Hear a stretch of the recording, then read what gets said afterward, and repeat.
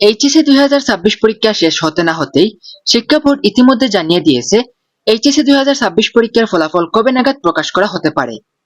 শুধু তাই নয়, ফলাফল প্রকাশের একটা নির্দিষ্ট সময়সীমাও জানিয়ে দেওয়া হয়েছে। রেজাল্ট প্রকাশ হবে, এটা অবশ্যই শিক্ষার্থীদের জন্য খুশির সংবাদ। কিন্তু প্রশ্ন হচ্ছে, আমি এই ভিডিও টাইটেলে দুঃসংবাদ কেন লিখলাম?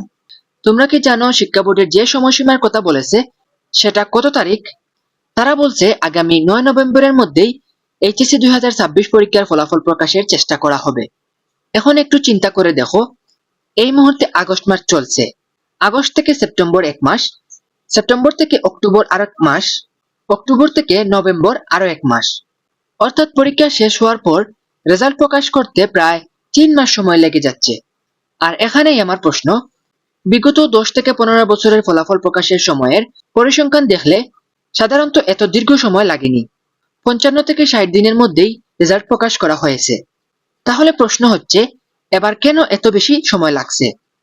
তারা হয়তো খাতা আরো ভালোভাবে মূল্যায়ন করবে অথবা ফলাফল তৈরির প্রক্রিয়া কিছুটা পরিবর্তন আনবে, এটা আমরা জানি না। কিন্তু একটা বিষয় তো ঠিকই আছে, যে শিক্ষকরা খাতা মূল্যায়ন করবেন তাদের প্যানেলে কি ব্যাপক কোনো পরিবর্তন হয়েছে? যদি আগের মতো শিক্ষকরা খাতা মূল্যায়ন করেন, তাহলে আগে যারা 1-1.5 মাসের মধ্যেই খাতা মূল্যায়ন করে কাজ শেষ করতে পারতেন, এবার কেন 3 মাস সময় লাগবে? এই বিষয়টি আমার কাছে পরিষ্কার নয়। আর বিষয়টি শুধু রেজাল্ট দেরি হওয়ার মধ্যেই সীমাবদ্ধ নয়, এর সঙ্গে সরাসরি জড়িত আছে শিক্ষার্থীদের বিশ্ববিদ্যালয়ের ভর্তি প্রস্তুতি। কারণ এইচএসসি পরীক্ষা শেষ হওয়ার পরই শিক্ষার্থীদের সামনে সবচেয়ে গুরুত্বপূর্ণ কাজ হচ্ছে ভর্তি পরীক্ষার প্রস্তুতি নেওয়া। তুমি যদি রেজাল্ট হাতে পাও নভেম্বরের শুরুতে বা মাঝামাঝি সময়ে, তাহলে তারপরই বিভিন্ন বিশ্ববিদ্যালয়ের ভর্তি কার্যক্রম শুরু হয়ে যাবে। ফলে রেজাল্ট প্রকাশ আর ভর্তি পরীক্ষার প্রস্তুতি দুটো বিষয় প্রায় একই সময়ে চলে আসবে। তখন শিক্ষার্থীরা নিজেদের অবস্থান বুঝে কোন বিশ্ববিদ্যালয়ে আবেদন করবে, কোন ইউনিটে পরীক্ষা দিবে, কোন বিষয়ে বেশি গুরুত্ব দিবে, এসব পরিকল্পনা করার জন্য পর্যাপ্ত সময় পাবে না। আরেকটা বিষয় খুবই গুরুত্বপূর্ণ, অনেক শিক্ষার্থীরা এই সময়টায় কোচিং বা বিভিন্ন ভর্তি প্রস্তুতির কোর্সে ভর্তি হচ্ছে। কেউ হয়তো 30,000 টাকা, কেউ হয়তো 40,000 টাকা, আবার কেউ হয়তো 50,000 টাকা পর্যন্ত খরচ করছে। কিন্তু যদি 3 মাস পর রেজাল্ট হাতে পাওয়ার পর দেখা যায় রেজাল্ট প্রত্যাশা মতো হয়নি, তাহলে আগের পরিকল্পনাগুলো অনেকটাই পরিবর্তন করতে হতে পারে। তাই আমার মনে হয় ফলাফল প্রকাশের সময়টা যদি আরো কিছুটা কমানো যায়, তাহলে শিক্ষার্থীদের জন্য সেটা অনেক বেশি সুবিধাজনক হবে। বিশেষ করে চট্টগ্রাম বোর্ডের বিষয়গুলো এখানে গুরুত্বপূর্ণ। ডেইলি ক্যাম্পাসের প্রকাশিত প্রতিবেদনে বলা হয়েছে, চট্টগ্রাম শিক্ষা বোর্ডের পরীক্ষা শেষ হবে আগামী 9 সেপ্টেম্বর। এরপর 60 দিন হিসাব করে 9 নভেম্বরের মধ্যে এইচএসসি পরীক্ষার ফলাফল প্রকাশ করার চেষ্টা করা হবে। অর্থাৎ পুরো ফলাফল প্রকাশের সময়সীমা নির্ধারণ করা হয়েছে চট্টগ্রাম বোর্ডের পরীক্ষা শেষ হওয়ার তারিখকে কেন্দ্র করে।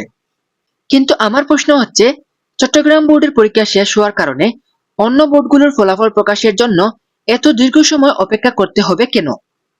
যদি শিক্ষা বোর্ডগুলো সমন্বয় করে কাজ করে, তাহলে হয়তো আরো দ্রুত ফলাফল প্রকাশ করা সম্ভব হতে পারে। অবশ্যই এটা আমার কোনো ব্যক্তিগত মতামত নয়, চূড়ান্ত সিদ্ধান্ত শিক্ষা বোর্ডই নেবে। তবে শিক্ষার্থীদের স্বার্থের কথা চিন্তা করে যদি সম্ভব হয়, তাহলে 2 মাসের মধ্যেই ফলাফল প্রকাশের উদ্যোগ নেওয়া হলে আমার মনে হয় সেটি অনেক বেশি ভালো হবে। কারণ সময়টা কিন্তু খুব গুরুত্বপূর্ণ। তোমরা জানো, নভেম্বর মাস থেকেই বিভিন্ন বিশ্ববিদ্যালয়ে ভর্তি পরীক্ষার কার্যক্রম শুরু হয়ে যেতে পারে। এমনকি ঢাকা বিশ্ববিদ্যালয়ের ভর্তি পরীক্ষার আবেদনও 11 নভেম্বর থেকে শুরু হওয়ার কথা হয়েছে। যদি 9 নভেম্বরের মধ্যে এইচএসসি রেজাল্ট প্রকাশ হয়, তাহলে কি দাঁড়ালো? রেজাল্ট প্রকাশের সঙ্গে সঙ্গেই ভর্তি পরীক্ষার আবেদন শুরু। অর্থাৎ রেজাল্ট হাতে পাওয়ার পর আলাদা করে বসে পরিকল্পনা করার মতো কোনো সময়ই থাকবে না। তাই যারা এই মুহূর্তে এইচএসসি 2026 পরীক্ষার্থী, তাদেরকে বলবো, রেজাল্টের জন্য বসে থেকো না। তোমার হাতে এখন যে সময়টা আছে সেই সময়টাকেই কাজে লাগাও। আশা করি আজকের বিষয়টি তোমরা পরিষ্কারভাবে বুঝতে পেরেছো। এই ধরনের শিক্ষা আপডেট ও ভর্তি পরীক্ষার গুরুত্বপূর্ণ আপডেট পেতে আমাদের চ্যানেলটিকে সাবস্ক্রাইব করে রাখবে এবং ফেসবুক পেজটিকে ফলো করবে। সবাই ভালো থাকবে, সুস্থ থাকবে। আল্লাহ হাফেজ সবাইকে।